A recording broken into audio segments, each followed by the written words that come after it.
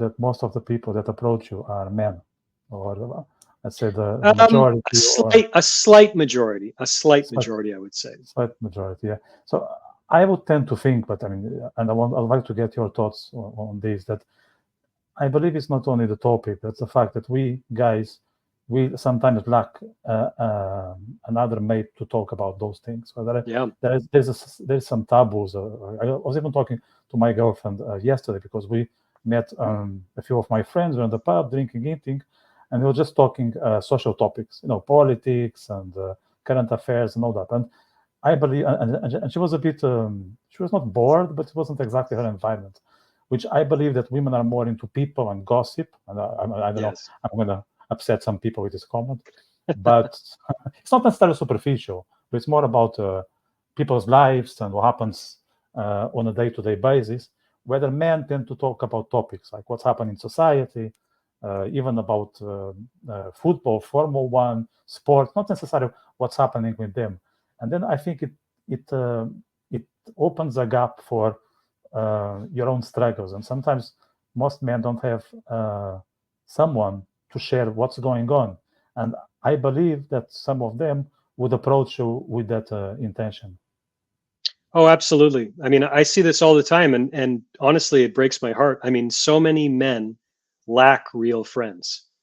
For whatever reason, it seems to me, and I'm going to generalize, and people can call me a misogynist and cancel Zach and all that. That's fine. But women seem to be better at maintaining their friendships when they have long-term relationships or when they're married, where I think a lot of men kind of let those relationships fall by the wayside to some extent. A lot of men, so many men, lack real friends. I mean, I've been on coaching calls and a client will tell me something relatively banal. I'm not saying it's uninteresting, but not something particularly noteworthy or whatever. And he'll say, I've never told anyone that. I've never told another man that or whatever. And it's, I would take it for granted, but for him, it's a big deal because he doesn't have anyone to talk to other than his girlfriend, other than his wife. And this is, I mean, I feel strongly about this issue because, I mean, I've talked about this a lot, but this is the big mistake that I made as a much younger man in my first serious relationship, where I met an incredible woman. I thought, this is it. She's into music and she's into all the things that I'm into. And like, I don't need my other friends. I'm just going to move in with her and we're going to go full throttle. And that's it. This is my person. And I really regret that because I think men need other men. We need other guys to connect with. We need other male voices for perspective. Women can give us different things, and women can often give us very rational, great perspectives as well. I'm not discounting that, but men need other men need other men, just the same way I think women need other women. Right? It's a different dynamic. It brings different things to the table. So you're absolutely right. It's so important. And you mentioned you're in Ireland, which is UK adjacent. I know it's not the United Kingdom.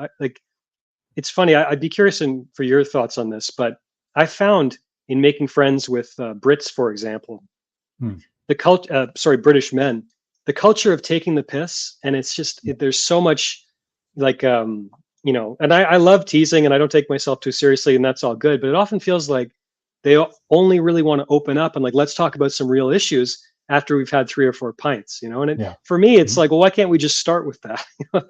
That's more interesting. I mean, you mentioned women talking about what I would call a lot more interesting topics. I've always loved having women friends, and if I'm at a party, my girlfriend makes fun of me because eventually I'll end up talking to the women, and it's not because I'm trying to be Mr. Suave and pick anyone up. It's because the conversations. No. Well, she's fine because she knows me. It's because often the conversations are more interesting. I mean, but what do you think about that? Like that culture of men, where it's.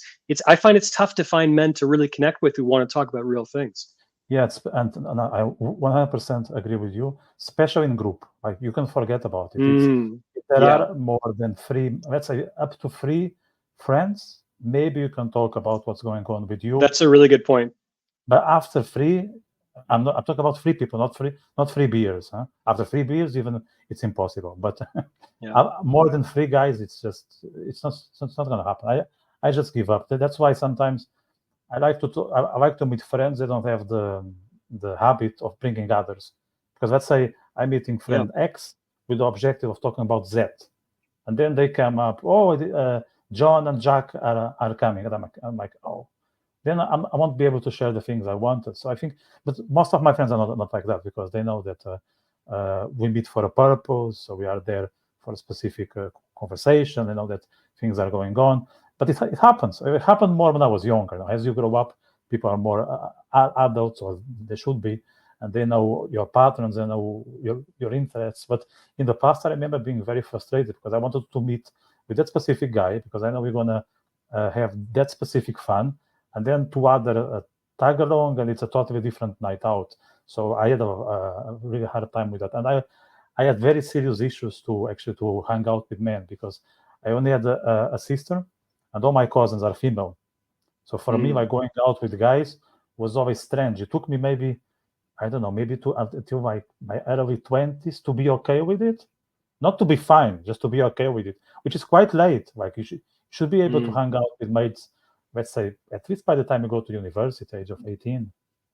Yeah, that's really interesting. And I mean, for any guys watching this, especially younger men, I would say, don't make the mistake I made. Make sure to keep investing in those male friendships. I mean, I've come a long way in that. I mean, I learned that lesson, early on, and I'm grateful for that. But keep investing in those male friendships.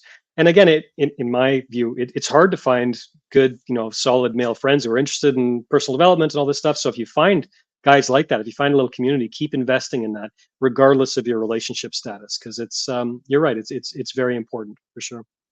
Yeah. And I think another mistake that men do, and Jordan Peterson was saying that the other day, that especially when they are young, is putting their girlfriends in the pedestal. Oh yes, tear down the pedestal. Yeah, that's a huge mistake. It's a huge Yes. mistake for you, a huge mistake for her, because she might enjoy being on the pedestal for, I don't know, for a weekend. I mean, everyone enjoys it. I enjoy it as well. But Yeah. for the whole time, I think it will just ruin the relationship. Nope. Yeah, that's another, and I talk about this a lot too in the context of overcoming retroactive jealousy. If you're putting your partner up on a pedestal, they have no choice but to look down on you. Ultimately, they don't want to be up there, woman or man, because often when guys put a woman up on a pedestal, there's all kinds of unspoken nastiness around that. They might be feeling resentful because, well, I thought you were this angel, and how dare you date that idiot 4 years ago? Like, well, you're not this angel, and there's often quite a bit of nastiness associated with that. And I mean, I don't think any quality woman wants to date a kiss ass, a guy who just worships her. It's like, women are human beings. They're people. They're entitled to their mistakes and their flaws and their triumphs and everything in between, just like the rest of us. And again, I think about that line all the time. When you put someone on a pedestal, they have no choice but to look down on you. So it's toxic for the relationship. It's toxic for attraction over the long term. And eventually she's going to think, well, this guy, he's idolizing me. Like, I'm bored. I mean, like, this is getting to be a bit much. And I know that I'm going to disappoint him sooner or later. And he's going to be extremely distraught, and he's going to be angry and all the rest. Mm-hmm. Like, women can sense in a deep level that, there's, that's not going to lead to good things sooner or later. I mean, talking about putting women on a pedestal, I don't know if you like on social media sometimes you'll see these, they call them thirst traps, right? These beautiful women, and the comments section just filled with guys, just all kinds of insane, lavish praise. And I'm so fascinated about what's going on there, like what the mentality is. Like, Cletus in Alabama, who's posting on Alex's Instagram page, who's this Brazilian bikini model. Like, does she think that she's going to see that comment and just be like, well, I got to get to Alabama. He just called me beautiful. Like, what's the mentality there? So yeah, guys, just stop doing that. It's horrible for your dating life, and women don't like it ultimately. No, that's the worst thing. If they check your Instagram profile, and I don't know, half of the people you are following are bikini models, you can be sure that out of 20 women, 19 will give up on you right away. They are not even having a glass of wine or going for a walk with you. They just say, sorry, I just met someone else and I'm not interested anymore. So, and I would say, if you're posting thirsty comments on those bikini models' profiles, then 20 out of 20 quality women will walk away and not give you the time of day. Because I don't understand the guys who are doing this. It's just, I don't get it.